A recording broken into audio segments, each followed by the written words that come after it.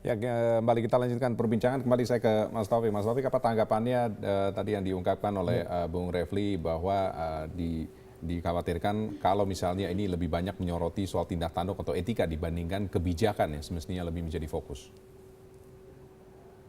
Iya, justru angket tadi lebih banyak menyoroti soal kebijakan ya, bahwa terbukti secara jelas menurut hasil laporan panitia angket dengan sengaja ya mengirimkan sesuatu RAPBD yang tanpa dalam proses pembahasan. Itu jelas-jelas itu bahwa ada pelanggaran yang menurut kami memang melanggar aturan gitu ya. Kemudian ada juga pelanggaran etika. Jadi tidak semata-mata hanya pelanggaran etika, tapi pelanggaran soal kebijakan. Saya kira kalau APBD dibuat semau-mau tanpa mengindahkan prosedur dalam proses pengesahan dan pembahasan, itu kan akan mempengaruhi kehidupan masyarakat. Nah, itu tadi ditemukan dengan jelas dan bukti-bukti yang jelas ya. Misalkan ada surat dari sekretaris daerah ya untuk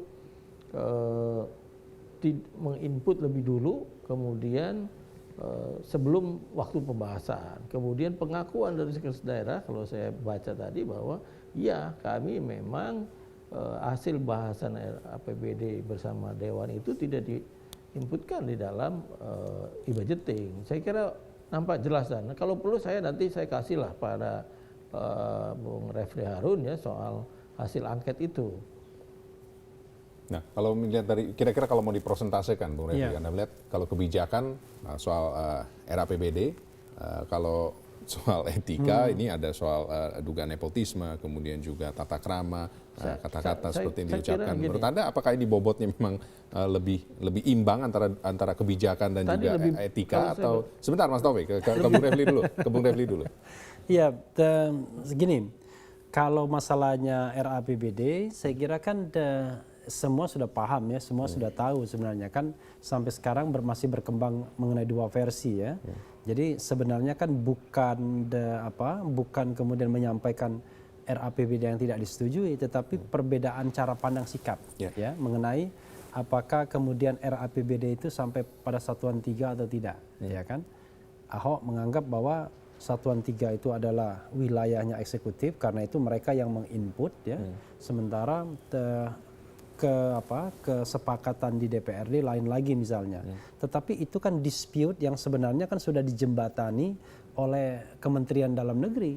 Artinya kalau misalnya itu dianggap sebagai sebuah pelanggaran hukum yang signifikan, berdampak luas dan bisa mengakibatkan pemberhentian misalnya, saya kira itu sesuatu yang sudah direkonsiliasi ya, sudah dimediasi dan akhirnya mencapai sebuah kesepakatan. Kesepakatannya misalnya menggunakan APBD tahun lalu atau apa perkembangan terakhirnya, tetapi itu sesuatu yang sudah direkonsile sesungguhnya ya.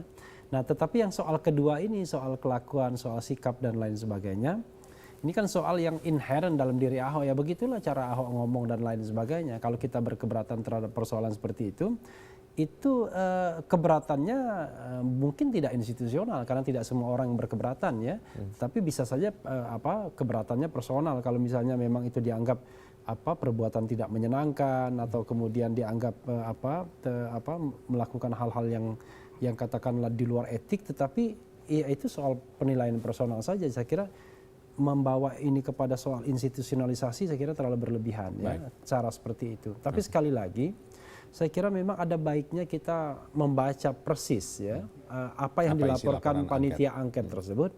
Tetapi kalau dari penjelasan Pak Taufik, saya belum mendapatkan sebuah hal yang meyakinkan ya bahwa ada pelanggaran hukum yang signifikan terhadap kebijakan yang dibuat oleh Ahok.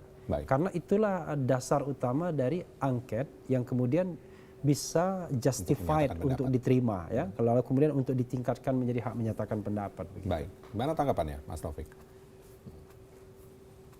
Iya, saya kira nanti kita kasih ya Bung Refli ya, karena kalau saya perhatikan tadi dari panitia angket itu dengan lengkap dengan bukti-buktinya soal surat bersurat segala macam dan pernyataan-pernyataan ketika panitia angket melakukan penyelidikan. Jadi justru soal etik saya kira itu sedikit sekali persentasenya ya kalau tadi saya membaca dan kita sama-sama mendengar semua itu, sehingga pada keputusan angket Itu keputusan angket, keputusan institusi loh, bahwa ada pelanggaran yang dilakukan oleh saudara gubernur. Untuk itu pada pimpinan dewan untuk menindaklanjuti. Begitu bunyi keputusan akhirnya angket itu. Jadi bukan keputusan individu juga, itu keputusan institusi ya, yang pada awalnya bahwa angket itu didukung oleh 106, kemudian Nasdem beberapa orang menarik, toh enggak semua, dan PAN 2 orang, itu terus jalan. Oke, baik. Dan saya kira nggak usah khawatir juga ya pada hak penyataan pendapat. Jangan khawatir lah, orang Ahoknya juga tenang-tenang aja. Aku bilang ya nothing tulus, mau diberhentiin atau mau enggak gitu ya. Ya, itu yang Jadi selalu dia katakan. bahwa HMP itu masih ada prosesnya. Ya, prosesnya usulan ini akan dibahas di Rapim, kemudian Rapim memutuskan, nanti disampaikan pada Badan Musyawarah untuk menetapkan paripurna untuk membahas usulan itu. Baru kemudian nanti kalaupun iya baru ada bentuk panitia HMP. Nah, dia bekerja dengan waktu yang juga dibatasi sesuai aturan yang ada. Itu mungkin alternatifnya banyak, bisa pemakzulan, bisa peringatan atau permohonan maaf atau apa, terserah nanti panitia itu yang bekerja. Saya garis bawah Waktu kita sudah hampir habis sedikit sekali, jadi ini ternyata Iya. masih panjang perjalanan. Iya, saya kira memang tidak mesti kemudian hak menyatakan pendapat itu berakhir pada pemakzulan. Bisa saja kemudian ini kan pendapat akhir DPR, lalu kemudian peringatan dan lain sebagainya. Tetapi kan begini, kita kan ingin mendudukkan persoalan. Persoalannya ini apa sih ya? Kalau misalnya dari awal persoalannya dianggap ada pelanggaran hukum, maka pelanggaran hukum itu terhadap sebuah kebijakan yang signifikan berpengaruh dan lain sebagainya. Karena begini, ini kan kepentingan masyarakat juga. Jangan sampai kemudian energi bangsa ini habis hanya untuk melihat perkelahian antara eksekutif Yang dan tidak legislatif. selesai-selesai. Ya, baik di level lokal maupun di level nasional. Sehingga kemudian yang namanya agenda pembangunan, yang namanya anggaran terbengkalai. Nah, sebenarnya kan warningnya itu. Kalau tidak menemukan hal yang signifikan, ya sudahlah, rekonsiliasi saja, damai saja. Agar kemudian tidak lagi hal-hal ini menjadi berlarut-larut begitu. Baik, kita akan nantikan proses selanjutnya. Waktu kita sudah habis. Terima kasih Mas Taufik sudah bergabung bersama kami langsung dari Gedung DPRD DKI Jakarta, dan juga Bung Refli Harun sudah bergabung bersama kami dari studio. Dan